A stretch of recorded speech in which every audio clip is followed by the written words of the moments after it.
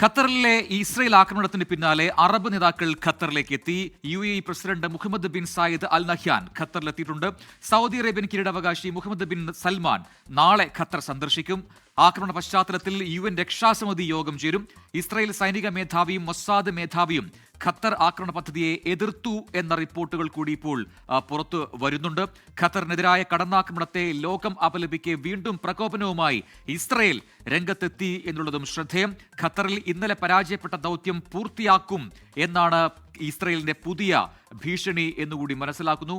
ഏറ്റവും പുതിയ വിവരങ്ങളുമായി ശ്രീത് ബാലകൃഷ്ണൻ ഇന്റർനാഷണൽ ന്യൂസ് ഡെസ്കിൽ നിന്നും തത്സമയം ചേരുകയാണ്. ശ്രീത്ത്, ഖത്തറിലെ ഈ ഇസ്രായേൽ ആക്രമണത്തിന് പിന്നാലെ വീണ്ടും അസ്വാരസ്യങ്ങൾ ആ മേഖലയിലാകെ പടരുന്നു എന്നാണോ മനസ്സിലാക്കേണ്ടത്? ഇപ്പോൾ കൂടുതൽ അറബ് രാജ്യങ്ങളിൽ നിന്നുള്ള പ്രതിനിധികൾ, രാഷ്ട്രത്തലവന്മാർ തന്നെ ഖത്തറിലേക്ക്, ദോഹയിലേക്ക് എത്തുന്നു. പൂർണ്ണ പിന്തുണ ഖത്തറിന് പ്രഖ്യാപിക്കുന്നുണ്ട്. പക്ഷെ അപ്പോഴും ഇസ്രായേൽ പറയുന്നു ഈ ആക്രമണത്തിന് തുടർച്ചയുണ്ടാകും എന്ന് പറയുന്നു. എന്താണ് ഖത്തറിൽ സംഭവിക്കുന്നത്? ഒപ്പം തന്നെ ഇസ്രായേലിനകത്ത് തന്നെ ഈ ആക്രമണത്തിന് രണ്ട് അഭിപ്രായങ്ങൾ രൂപപ്പെട്ടു വരുന്നുണ്ടോ?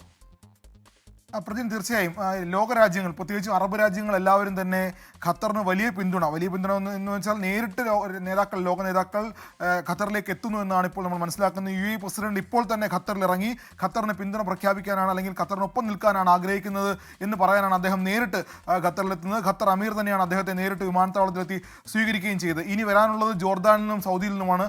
രണ്ടുപേർ, ജോർദാനിലുള്ള കിരീടാവകാശി ഇന്ന് തന്നെ ഖത്തറിലെത്തും, സൗദി കിരീടാവകാശി നാളെ ഖത്തറിലെത്തും. അങ്ങനെ അറബ് ലോകം ഒന്നാകെ ഇക്കാര്യത്തിൽ ഇസ്രായേൽ അതിർത്തി കടന്ന അതിർത്തിയും അന്താരാഷ്ട്ര നിയമങ്ങളും ലംഘിച്ചുകൊണ്ട് നടത്തിയ ആക്രമണത്തിൽ ഖത്തറിന് പിന്തുണ പ്രഖ്യാപനവുമായി ലോകരാജ്യങ്ങൾ, അറബ് രാജ്യങ്ങളൊക്കെ നേരിട്ടെത്തുന്ന സാഹചര്യമാണുള്ളത്. മറ്റൊന്ന് യൂറോപ്യൻ രാജ്യങ്ങൾ എല്ലാവരും ഒറ്റക്കെട്ടായ എന്ന് വേണം പറയാൻ. കാരണം ബെൽജിയം, സ്വിറ്റ്സർലൻഡ്, പോർച്ചുഗൽ അടക്കം, ജർമ്മനി അടക്കമുള്ള രാജ്യങ്ങൾ, നമ്മുടെ യൂറോ എന്ന കൺസെപ്റ്റിൽ വരുന്ന എല്ലാ രാജ്യങ്ങളും ഒന്നിച്ചൊരേ സ്വരത്തിൽ ഇസ്രായേലിന്റെ ആക്രമണത്തെ അപലപിച്ചിട്ടുണ്ട്. അത് മാത്രമല്ല ചൈനയും റഷ്യയും പ്രത്യേകം ചൈനയും റഷ്യയും സാധാരണഗതിയിൽ ഇക്കാര്യങ്ങളിൽ ഇസ്രായേലുമായി ബന്ധപ്പെട്ട കാര്യങ്ങളിൽ വലിയ അഭിപ്രായങ്ങൾ പറയാറില്ല. എന്നാൽ പോലും ചൈനയും റഷ്യയും കൂടി ഇക്കാര്യത്തിൽ ഖത്തറിനൊപ്പമാണ് എന്ന് അസന്നിഗ്ധമായി പ്രഖ്യാപിക്കുകയും ചെയ്തിട്ടുണ്ട്. എന്തായാലും ഖത്തറിന് ലോകരാജ്യങ്ങളുടെ പിന്തുണ ലഭ്യമാകുന്നു എന്ന സൂചനയാണ്, അല്ലെങ്കിൽ എന്ന വിവരമാണ് ഇപ്പോൾ വരുന്നത്. അതിനൊപ്പം അതിന്റെ മറുവശം എന്ന് പറയുന്നത് ഈ ആക്രമണത്തെ എതിർത്തുകൊണ്ട് മൊസാദ് നമുക്കറിയാം ഇസ്രായേലിന്റെ ചാര ഏജൻസിയാണ്. ഏത് ആക്രമണം ഇസ്രായേൽ നടത്തണമെങ്കിലും അത് മൊസാദ് അറിയാതെ നടക്കില്ല.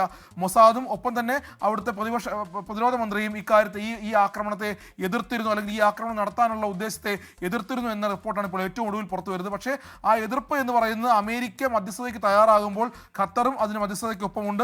അപ്പോൾ അതേസമയം തന്നെ ഹമാസിന്റെ നേതാക്കളും ഖത്തറിലുണ്ട്. അങ്ങനെ മധ്യസ്ഥ ചർച്ചകൾ നടക്കുന്നതിനിടയിലുള്ള ഒരു ആക്രമണം പാടില്ല എന്ന നിലപാടാണ് മൊസാദും ഒപ്പം തന്നെ പ്രതിരോധ മന്ത്രിയും എടുത്തത്. പക്ഷേ എന്നാൽ അങ്ങനെയല്ല സംഭവിച്ചത്. മറിച്ച് ബെഞ്ചമിൻ നെതന്യാഹുവിന്റെ ഒരൊറ്റ തീരുമാനത്തിന്റെ പുറത്താണ് ഈ ആക്രമണം. അതായത് ഇന്നലെ നടത്തിയ ആക്രമണം ബെഞ്ചമിൻ നെതന്യാഹുവിന്റെ ഒറ്റ തീരുമാനം മാത്രമായിരുന്നു. ആ തീരുമാനത്തെ അവർ എതിർത്തെങ്കിൽ പോലും ആ ബെഞ്ചമിൻ നെതന്യാഹുവിന്റെ തീരുമാനം അവസാനം നടപ്പിലാകുകയായിരുന്നു.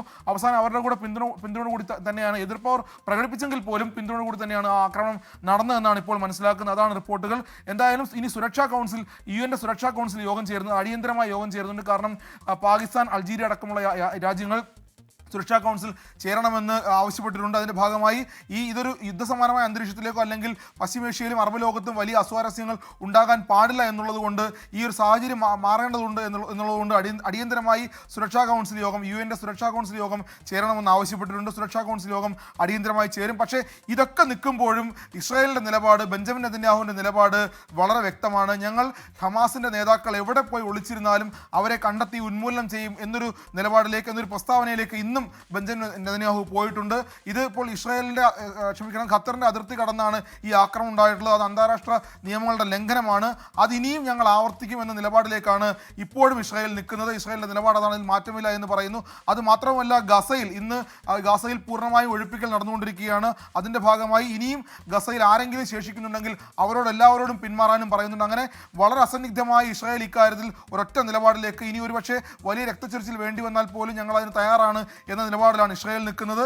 അതിൻ്റെ മറുവശം എന്ന നിലയിൽ ഖത്തർ പറയുന്നത് ഞങ്ങൾ ഇത് അടിയന്തരമായി നിയമപരമായി മുന്നോട്ട് പോകാൻ, അതായത് അന്താരാഷ്ട്ര നിയമങ്ങൾ പാലിച്ചുകൊണ്ട് ഇസ്രായേലിനെതിരെ ഏതറ്റം വരെയും പോകാൻ തയ്യാറാണ് എന്നാണ് ഖത്തറിലെ ഷൂറ കൗൺസിൽ യോഗം ചേർന്ന് ഇന്ന് തീരുമാനമെടുത്തിട്ടുള്ളത്. അതായത് ഖത്തർ ഒരു യുദ്ധസമാനമായ അന്തരീക്ഷത്തിലേക്ക് പോകാൻ ആഗ്രഹിക്കുന്നില്ല.